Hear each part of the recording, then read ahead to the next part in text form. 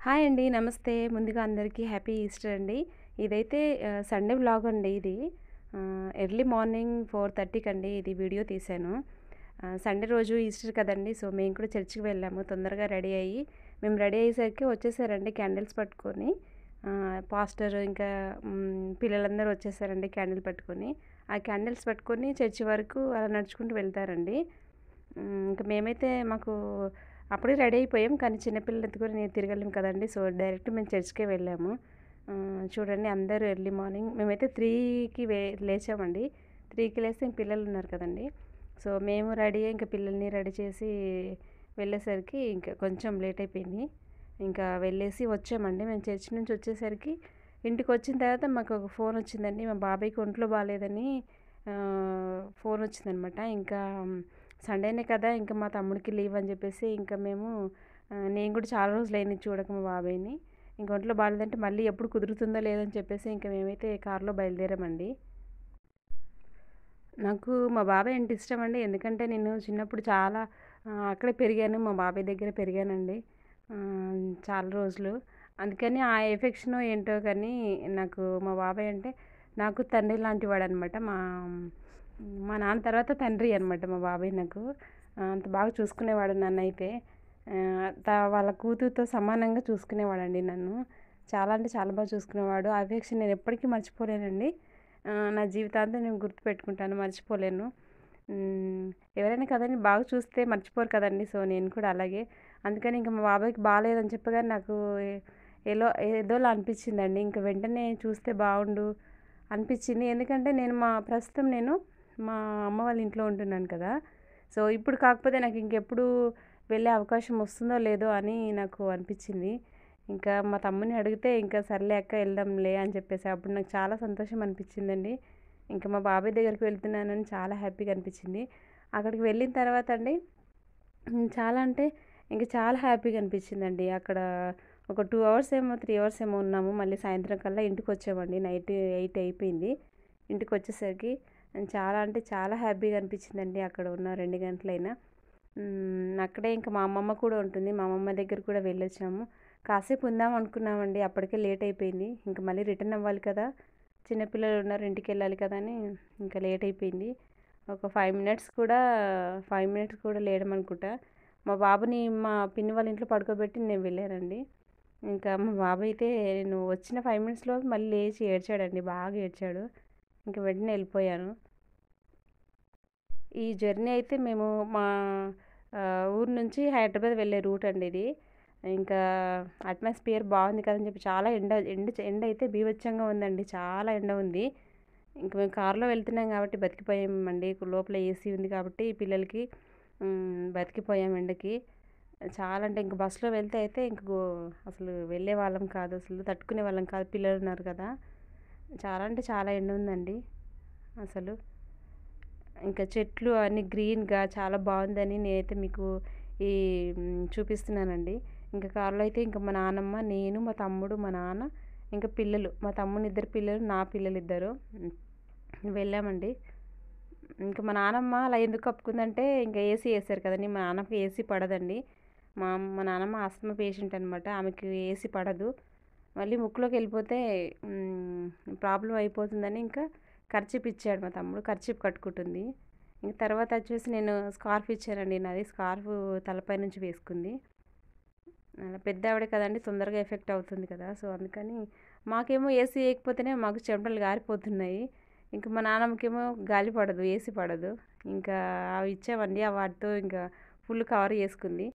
ఇదొచ్చేసి Toopran toll gate అండి ఇది. చాలా పెద్దగా ఉంది.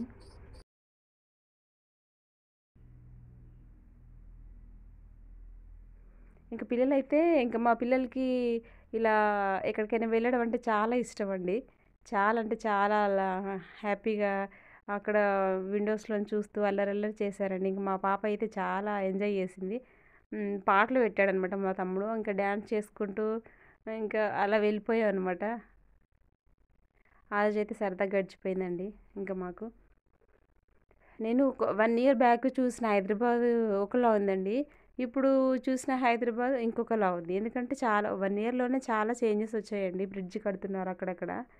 మొత్తం రోడంతా చాలా డెవలప్ చేస్తున్నారండి రోడ్డు. ఫ్రెండ్స్ నేను ఎలాంటి టైప్ అంటే ఎవరైనా సరే బంధువులు కానీ, ఫ్రెండ్స్ కానీ ఎవరైనా సరే వాళ్ళు సంతోషంగా అన్ని విధాలా బాగున్నప్పుడు నేను అంతగా పట్టించుకోనండి. వాళ్ళకేదైనా ఒంట్లో శారీరకంగా గానీ, మానసికంగా గానీ బాధపడుతున్నారని తెలిస్తే మాత్రం చూడాలి. వాళ్ళకేదైనా చెప్పాలి. అంటే మోటివేట్‌గా ఇలా నాకు తెలిసినంత వరకు అంత మోటివేషనల్ వర్డ్స్ అయితే నేను అంటే ఒక మాయ చేసి మ్యాజికల్‌గా వాళ్ళు మొత్తం మారిపోయేలాగా అలాంటి వర్డ్స్ అయితే నాకు తెలీదు. నాకు తెలిసిన వర్డ్స్ అయితే నేను చెప్పి వాళ్ళని ఓదార్చడానికి ప్రయత్నిస్తానండి. అలా చెప్పాలనిపిస్తదనమాట. ఎందుకంటే ఎదుటి వాళ్ళు బాధపడుతుంటే నేను చూడలేనండి. నాకు ఎందుకంటే నాకు బాధ, కష్టం అన్నీ నేను అనుభవించానండి. వాటిలోంచి పుట్టి పెరిగాను నేను.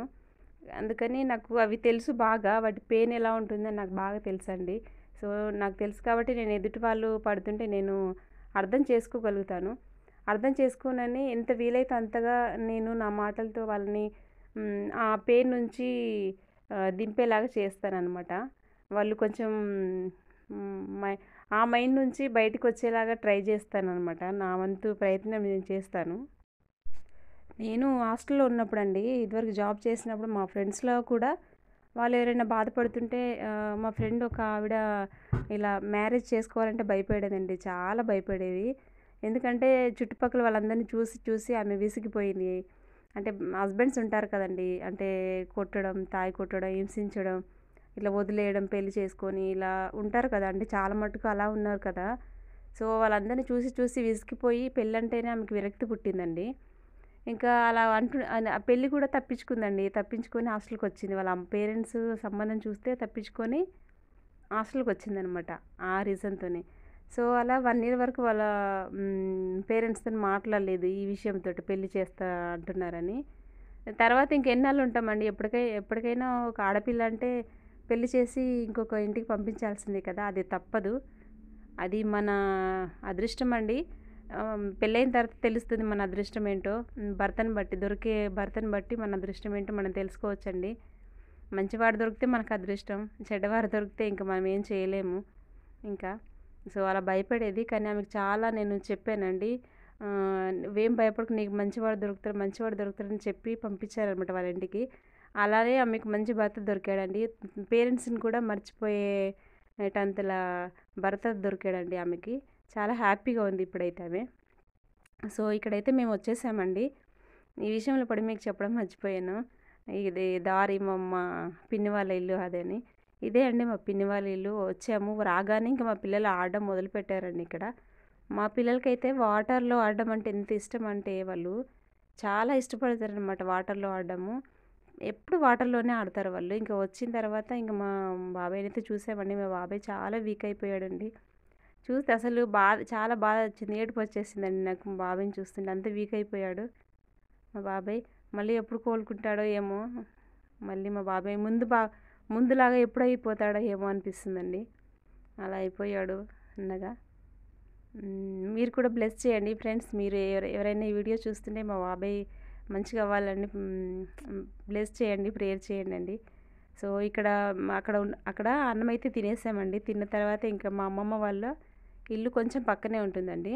అక్కడికి ఇంకా వెళ్తున్నాము మా అమ్మమ్మ వాళ్ళ ఇంటికి. అక్కడ వెళ్ళిన తర్వాత ఇంక ఇంటికి బయలుదేరుతామండి. ఫ్రెండ్స్ ఇదండి వీడియో.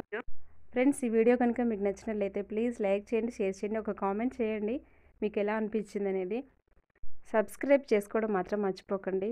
ఓకే అండి. By by. మరొక వీడియోతో మళ్ళీ కలుసుకుందాం.